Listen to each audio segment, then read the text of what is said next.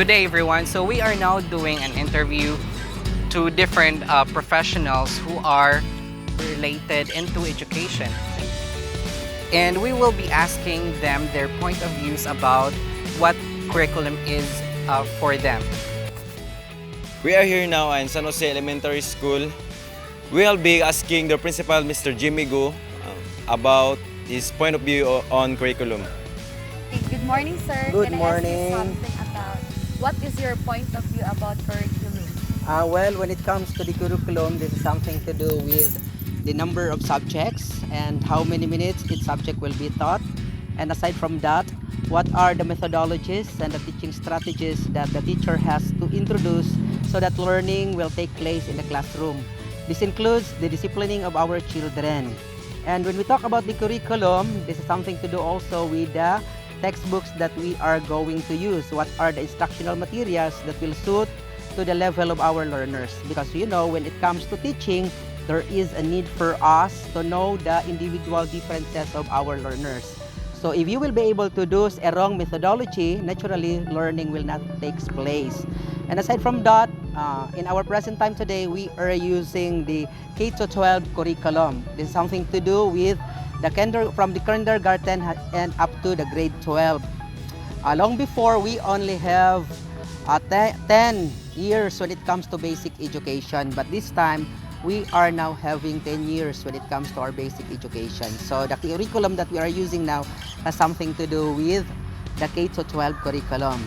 And when it comes to this curriculum, there are different methodologies which are being introduced, such as, for example, we have the contextualization.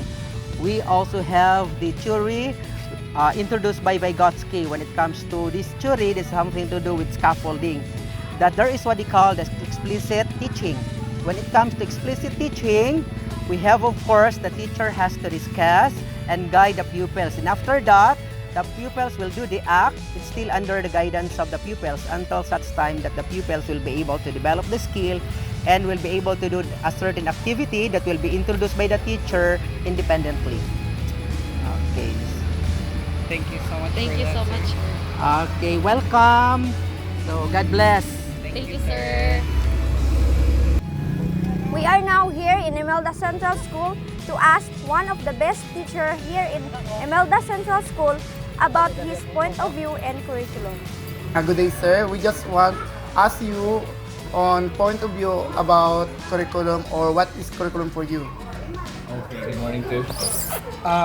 In everything we do, we have this little thing that we need to be inspired of so that we can have the quality output. Now for me, this curriculum serves as the content of the educational system, which is being established in order to facilitate quality learning.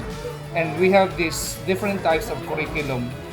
We have this child-centered curriculum and the subject-centered curriculum. But as of this time, the K-12 is having this child-centered curriculum in which the purpose is aiming to develop the child to his or her fullest potential.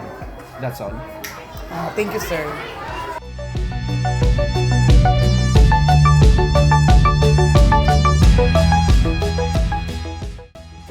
Good morning, sir. In your own opinion, what is curriculum? For me, curriculum is from Hilda Taba. We know that Hilda Taba is she is the publisher of the curriculum development. Then, for me, curriculum development is used for making, example of that are the books. Then the K-12 also is part of the curriculum. So curriculum is a very useful for all students, because now we are now in the 21st century. Then the curriculum right now is very effective to the learners and also for the teachers. That is Sir Jason Bisamor, a pre-service teacher in Imelda Central School. We are here in Western Mindanao State University, Imelda, with Sir Ariel Makailin. Now, what is curriculum for you, sir?